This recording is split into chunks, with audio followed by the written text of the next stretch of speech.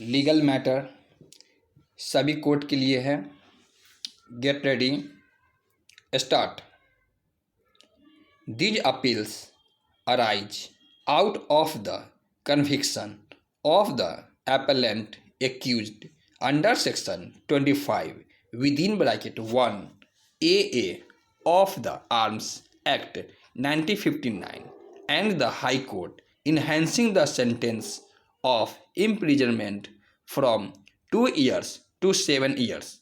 The case of the prosecution is that on 18.10.2002 at about 8 p.m. when the police personnel were on patrolling duty, the appellant, accused and others were found to be traveling in scooter carrying country-made pistol loaded with live cartridges and were in possession of 2 other live cartridges.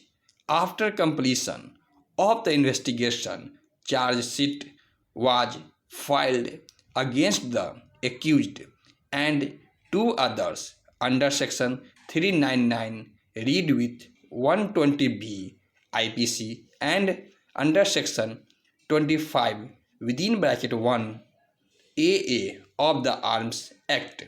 The trial court acquitted the appellant accused of the offences under Indian Penal Code but convicted him under section 25 within bracket 1 AA of the Arms Act and sentenced him to undergo IR for 2 years. The trial court acquitted the accused numbers 2 and 3 from all the charges. Being aggrieved, the appellant accused preferred the appeal before the High Court and the state has also preferred the appeal for enhancement of the sentence. The High Court dismissed the appeal preferred by the appellant accused and allowed the appeal preferred by the state, thereby enhancing the sentence of imprisonment from 2 years to 7 years. As aforesaid, we have heard Mrs. Kamini Jaiswal, learned counsel, appearing for the appellant, as well as Mrs. Jaisal Wahi, learned counsel, appearing for the respondent state. Mrs. Kamini Jaiswal, learned counsel, appearing for the appellant, inter alia submitted that the conviction of the appellant is not maintainable in view of want of sentence under section 39 of the Arms Act. Since we are mainly concerned with the correctness of the conviction under section 25 within bracket 1 AA, we do not propose to go into question on want of sanction. Section 25 within bracket 1 AA of the Arms Act deals with manufacture, sales, transfer, etc. of the prohibited arms. In this case, the prosecution has not adduced any evidence to show that the appellant accused had indulged in manufacturing of arms or prohibited ammunition in contravention of section 7. Since the prosecution has not adduced any evidence to substantiate the allegation of manufacture, in our view, the conviction of the appellant accused under section 25 within bracket 1 AA cannot be sustained. The question falling for consideration is that what is the offense for which the appellant is to be convicted for the possession of the country-made pistol loaded with live cartridges and for possession of two other live cartridges.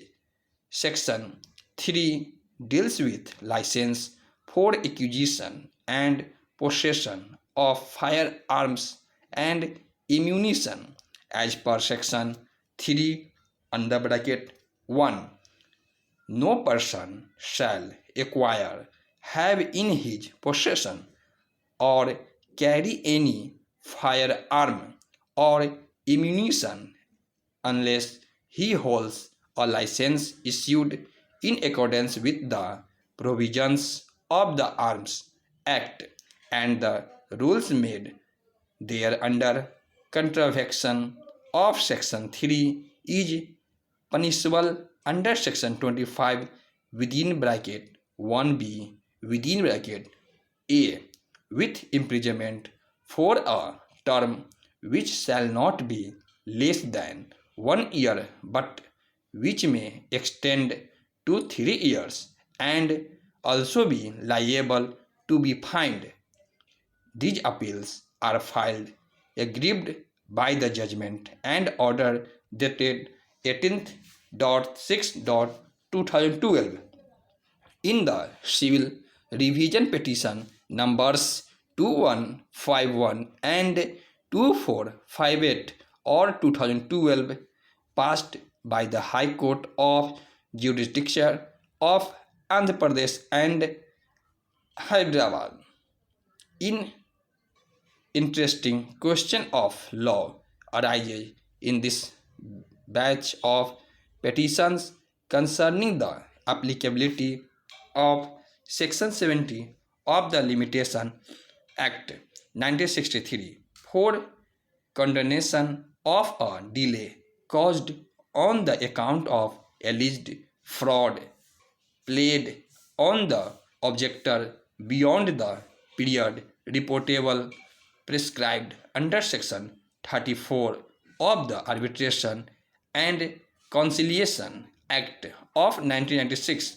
The facts which give rise to this question fall into a narrow compass. Originally, one Mr. P. Kishan Lal carried on business and acquired several properties. On his death, Mr. P. Kishan Lal was survived by 8 legal heirs. After the death of Mr.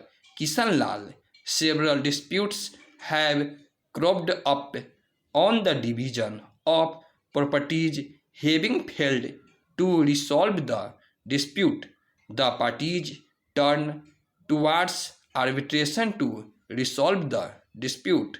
5 arbitrators were appointed to adjudicate and distribute 11 properties belonging to them.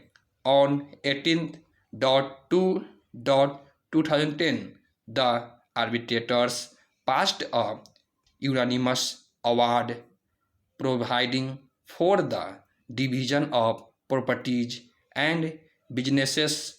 The parties received the award on 21st.2.2010.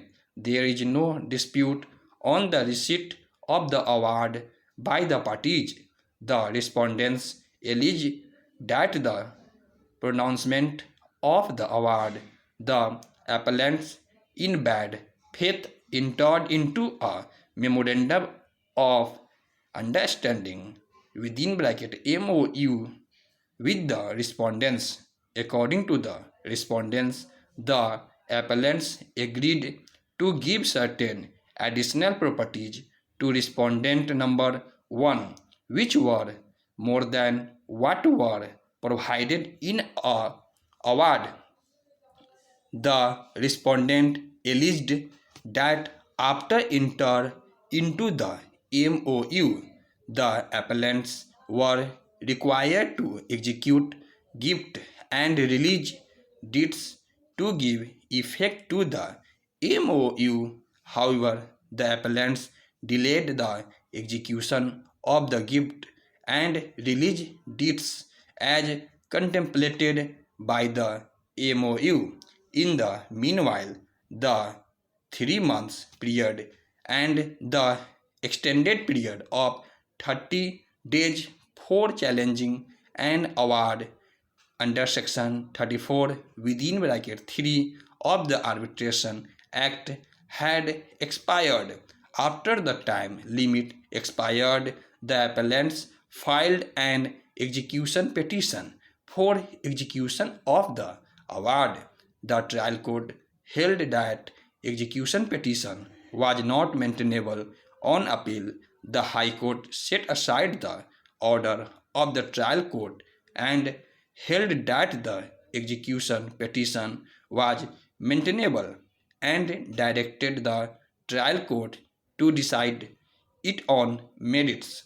When the respondents realized that the appellants were delaying the execution of the gift deed contemplated by the MOU, the respondents on 8.2.2011 filed an application under section 34 within bracket 3 of the Arbitration Act for setting aside the award.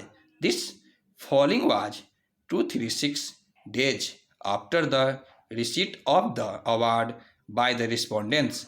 The application was accompanied by another application under section 5 of the Limitation Act seeking condonation of the delay of 236 days. In the application for condonation of delay, the respondents alleged that stop